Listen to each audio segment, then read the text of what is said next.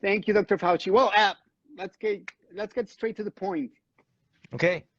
I was telling people that I was a little bit concerned, and so I had a lot of doubts about the vaccine, and then I got this invitation to talk to you, so it will be really helpful for all of us to learn and to understand about the vaccine. So, first question, which of the COVID-19 vaccines have been officially approved by the FDA? 3 of them. One from Moderna, which is the mRNA vaccine, one from Pfizer, which is another mRNA vaccine, and the other one is from J&J, Johnson & Johnson, which is a little bit different. It gives the same kind of response, but it's a little bit different. So there are 3 vaccines that have gotten emergency use authorization from the FDA so far. I was sitting thinking, oh man, he did it again. I mean, I don't know if you caught that, everybody. You see what he did? So this actor asked the question, which of the vaccines have been approved by the FDA? And this is something that no one in media seems to understand. There's a difference between an approval and an emergency use authorization. Approval means you have to go through all of your safety studies, right? You have to, made sure and proven it's safe in long-term, short-term, all of that. How'd the placebo group do? But we've jumped in this emergency use authorization, which is really essentially a right to try. And Jeffrey, were you just sitting there thinking, oh my God, he's done it again. He's just done his word salad and totally confused this actor? Yeah, every news anchor would have stopped there. Would have not asked any questions. That's it. Yep. Got it. Got my answer. It is approved. But not apparently Eugenio Derbez. He continued. Watch this. I think this is the first time this has ever happened. I wish it happened on CNN, but on Instagram, good enough. Take a look at this. So I'm going to play here the devil's advocate. To understand better. I asked if it was approved by the FDA, but I think that it's a different thing that an emergency use authorization than an approval. So what is the difference between an emergency use authorization and an official approval by the FDA? Yes, that's a very good question. So an emergency use authorization is based on the criteria if the benefit clearly outweighs the risk and that you get a good degree of efficacy and safety. The full licensure is when you follow it for a longer period of time and you get more information and data. I have no doubt, given how very, very efficacious all 3 of these are, that they will ultimately get the full authorization in the sense of what's called a biological license approval. But an emergency use authorization is really quite of an important step in the direction of getting it the official approval.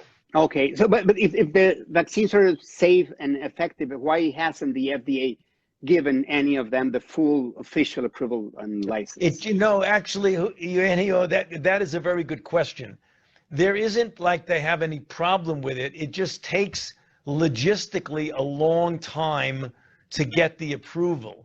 So when this is such a good product that you want to get it to people as quickly as possible because it's life-saving, you give it what's called an emergency use authorization. Not that there's anything less effective in it, you just takes a long time to get the full approval, and rather than deprive people of getting a life-saving vaccine before all of the I's get dotted and the T's get crossed, they give it an emergency use authorization based on a lot of solid data that it works. I mean, I wonder at what point. I mean, I was sort of thinking, wow, I mean, he just doesn't let it go, right? And then you've got Fauci trying to now spin this, right? Well, you're really great question, Eugenio, but the truth is that it takes a really long time to dot all the I's and cross the T's and do something called science, which we want to skip. We want to stick into assumptions and dreaming and make sure everybody gets it under the Assumptions and Dreaming Act, known as a emergency use authorization. And so it's just really a formality. What do you think? I'm wondering if, given the questions that Eugenio's asking, do you think that answer worked for him? I don't think so. It's interesting. Dr. Fauci said there was no problem with it. Actually, there was a problem with it. I believe every one of the vaccines, AstraZeneca, Moderna, Pfizer's, they had to pause their trials because of safety issues, because of the safety signals. So I guess that stretched out the timeline a little bit to dot those I's and cross those T's. That's right. There's a lot of I's and T's and Bell's palsy and anaphylaxis. All right, moving on. He didn't just stop there. I thought, then he goes into another set of questions, because then the question would be, right, if it's coming out really fast, what about like long-term studies? Actually, Eugenio got into that too. What about the long-term? I mean, what is the medical and legal responsibility of the companies that are making the vaccines? What happens if secondary effects are seen, let's say, in 5 or 10 years? Can I sue the manufacturer of the product if it hurts me, or if there's long-term effects years down the road? There is a fund that allows the compensation for injury, but I have to tell you, Eugenio, that it's very, very, very unlikely that you're going to have an effect 5 or 10 years down the pike. The reason we say that is that we have decades of experience in the field of vaccinology, and virtually all of the effects, if they even occur, and they're very rare, occur within 15 to 45 days following the dose. I'm more concerned about the long-term effects, honestly. So, that's what I ask about if I can sue a manufacturer, but because governments around the world are taking the liability, governments, but I'm talking about the manufacturer. If there's a problem, can I sue the people that made the vaccine, not the government, the people that made the vaccine? Because I've heard they are protected from liability. If they're not willing to stand for their product, or if I can't sue them, does that mean they're worried it's going to hurt people? They are very sensitive about hurting people, but you can sue anybody you want to sue. There's no guarantee, because it will be in a court that would decide whether or not you get compensation. But we have not had any issues with that in any of the other vaccines. So I would be really surprised if that's the case. But let me tell you why. But there's one thing that I suppose would make people, or skepticals like me, more confident about vaccine. I'm thinking about if they remove the protections on vaccine manufacturers. I think that the ability to be sued, and when I'm talking about suing is not about money at all. The ability to be sued is what makes companies make a better product. If you take that away, what incentive do they have to fix a problem with their product? You know what I mean? If the manufacturers could be sued for every death and injury that is caused by the vaccination, probably they wouldn't put it in the market right now, or I think they should be responsible for the product they've made. They really actually are. I think one of the things you got to separate is when you get injury in a trial or injury in a product after it has been fully approved. You have the opportunity. I mean, I understand where you're coming from and why you bring it up, but you have the opportunity to sue anybody, anytime, for anything you want to do. That is the truth. My eyes are probably red because I am here laughing myself stupid. I mean, first, I can't tell which is better, is watching what is clearly was supposed to be just some Mexican actor that's going to promote this to the Latin community, now asking real questions about liability. And then I don't know if you're tuning in because it's so, but Fauci, do you see the look on his face? It's like he must be saying to him, like, get me out of here. We were like literally watching Fauci have one of the worst days of his life in the hands of a Mexican comedian. I mean, it's just fantastic.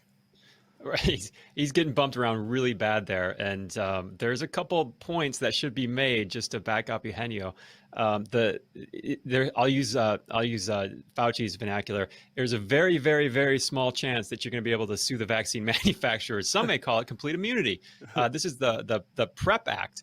The PrEP Act is going to be what the COVID vaccine the court, it's called the Countermeasures Court, it's going to be directed to. And this says that the PrEP Act says a PrEP Act declaration is specifically for the purpose of providing immunity from liability and is different from and not dependent on other emergency declarations. And then, of course, what Fauci started to say was there is an act, and that is the National Childhood Vaccine Injury Act 1986. Right. And what that says is no person may bring a civil action for damages in an amount greater than $1,000 or in an unspecified amount against a vaccine administrator or manufacturer in a state or federal court for damages arising from a vaccine-related injury or death associated with the administration of a vaccine after October 1st, 1988. You know, and at the end of that, Fauci actually does what he normally does. He'll word salad like crazy, but when he's pressed against the wall, he ends up lying. He says, you can sue anybody, anytime, for anything you want. And that's a fact. That's the truth. That's how he ended that. We're going to look into if somehow he's perjured himself. We got our legal team jumping all over that. But it didn't stop there. Let's take a look at another video by this incredible, in the middle of this incredible discussion.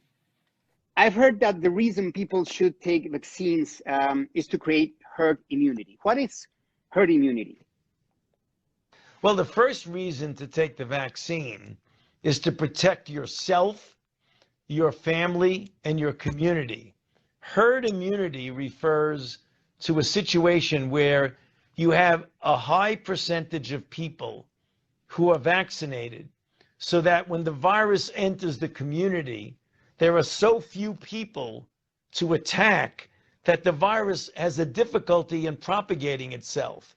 And by herd immunity means you get an umbrella of protection because so many people are protected that when the virus comes in, it spreads only when there are a lot of vulnerable people. But if a certain percentage of the people are protected, like with measles, if you get 90% of the people vaccinated with measles, 91, 92%, when you get measles introduced into the community, it will not spread. Okay. Now, I have friends that consider themselves very healthy. They say they don't need the vaccine. But I've heard that even if healthy people have a very low risk of dying from COVID, they should still get the vaccine so they don't spread the virus to people who might be too old or too sick to get the vaccine. Is that true? That's absolutely true. So an example, if you're a young, healthy person, statistically, the chances are that if you get infected, you're not going to get seriously ill. The people who get seriously ill and die, and I must point out, as I think you know, already there have been 525,000 deaths in this country, which is absolutely terrible.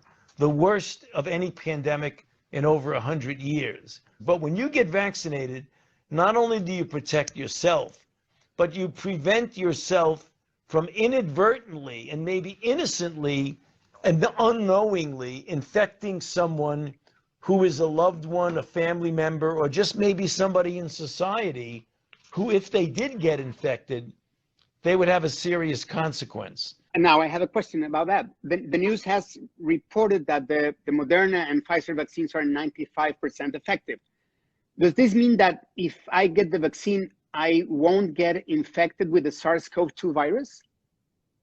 That means that there's a 95% chance that you will not get symptomatic infection, namely that you won't get infected to the point that you get symptoms.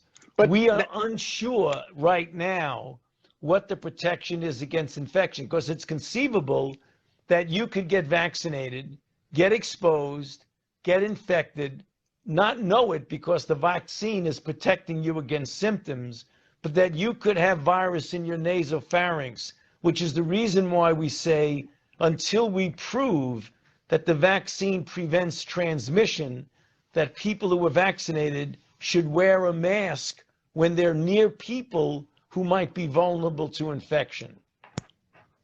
Yeah, but I think it's a different thing. To stop the clinical disease or the symptoms is different from getting the virus, the infection, right? So basically the vaccine lowers my symptoms, but it may not prevent me from being infected with SARS-CoV-2, which means there's a possibility that I can still spread the virus even after I receive the vaccine. correct? the reason why, right. That's the reason why we ask you to wear a mask after you've been vaccinated. Okay, but I'm confused with something. I thought herd Okay. immunity. I thought herd immunity works because by being vaccinated, I block the virus from spreading to other people. But Right. this vaccine may not do that. So how does herd immunity work if I can still spread the virus even after getting the vaccine? Now, but the fact is the vaccine protects many, many, many, many people from getting infected. Some people might get infected and they might not even transmit it. We know that some people get infected. We know that. But not everybody who gets the vaccine is going to get infected without symptoms. So the overwhelming majority of the people who get vaccinated not only will not get sick, they won't get infected. But there will be some who might be infected. And when So- they are infected, it is unlikely that they will transmit it. So there's a possibility that the vaccine can turn people into what is called asymptomatic carriers, which means they don't have symptoms, but they're still contagious, correct? Yes, we've said that. That's true. Boy, Fauci looks like he's getting pissed off. That yes, we've said that. That's true. I mean, I don't know how the audience is seeing this, but I'm telling you, this is just pure joy for me because I've been wanting to have a conversation like this. I've been waiting for Chris. Well, somebody at a network actually drill down? And once you do, you can tell he just absolutely averts. At one point, he's saying, no, that's why we're telling you to wear a mask because you can still be spreading it. And then by the end, he's like, well, no, it's very few people that can be infected. And then gets nailed with, well, that's an asymptomatic carrier. And I love the line when he says, how do you get to herd immunity if you can still spread the virus? I mean, it's such a simple question, isn't it? It's the one I've been wanting to ask. It's not right. It's not that hard. He didn't drill down too hard. It was some basic questions. So any news agency that wants to increase their ratings, I mean, this interview from Eugenio has like over 1 million views. Wow. Start asking these questions. Just ask a couple follow-up questions. Okay, so it doesn't stop transmission. What do the headlines look like? Yeah. Check this one out. This is out of CBC. This new outbreak of COVID-19 in BC care home where 82% of residents were already vaccinated, not stopping transmission. We're seeing that all over the place, aren't we? We're seeing these outbreaks long after even the second shot. Mm-hmm. Absolutely. Unbelievable. Absolutely. All right, let's check out this last video. And by the way, I think that Eugenio should probably open a school of journalism for everybody in mainstream media right now so they can learn how to do their jobs. Take a look at this. I know we're running out of time, but I have some questions from the audience. The Johnson & Johnson vaccine is not an mRNA vaccine, correct? Correct. What kind of vaccine is it? It's a vaccine that uses a harmless common cold virus in which you insert the gene of the protein that you want the body to make an immune response against. You inject it, the body sees the protein, makes an immune response, and then protects you against infection. There are many Latinos in the community that are practicing Catholics. Last week, Catholic bishops warned the Catholic community that they should not use the Johnson & Johnson vaccine. Can you explain why? Well, some, not all, because there are Catholic bishops who are saying the opposite of that. And the reason is in the preparation of the Johnson & Johnson vaccine, they used a cell line that was taken from fetal tissue from years and years ago to be able to produce the vaccine. So some of the bishops felt that because that was used, that we should not use the vaccine. But many Catholic... Sorry, is that true that there is a residual DNA from an aborted baby in the Johnson & Johnson vaccine? No, there's no residual DNA that gets injected into you at all. It's in the preparation of the vaccine. There is no residual human fetal DNA at all. No residual human DNA at all. Jeffrey, is that a true statement? That seems like a slow pitch softball here to knock out of the park. I do believe that is not true. Let's look at the fact sheet. We covered this last week. This is the fact sheet J&J for healthcare providers administering the vaccine. And it says each dose may also contain residual amounts of host cell proteins less than or equal to 0.15 micrograms and or host cell DNA less than or equal to 3 nanograms. And for 50 points, what was the host cell that was being used to work on this product? I believe it was a retina cell from an abortion many, many, many years ago. Yes, but not as many years ago as the MMR vaccine. My understanding is this aborted baby happened in 1985, not the ones we keep hearing about in the 1960s. I was corrected. There's one more video, and I think it's important, even though, you know, we got to move on with the rest of the show. We've got a huge story coming up. I actually think this is going to lead in that story very well.